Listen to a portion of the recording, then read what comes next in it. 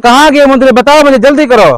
चाचा जी, मुझे वो मुंदरी मैंने बेच दी, मुझे पैसों की सख्त जरूरत थी, इसलिए मैंने बेच दी। मैं आपकी मुंदरी शाम से पहले पहले आपको वापस करके। तो ठीक है मेरा, लेकिन शाम से पहले पहले मुझे मुंदरी चाहिए, वही मुंदरी चाहिए मुझे। शाम से पहले पहले आकर दे जाऊंगा। ठीक है। रशीद को मुंदरी क्यों उतारने दी?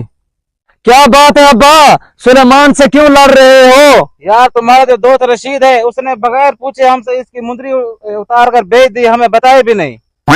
नहीं अब्बा, मेरा दोस्त ऐसे नहीं कर सकता, वो बहुत ईमानदार है। उसने किया, उसने खुद बताया मुझे।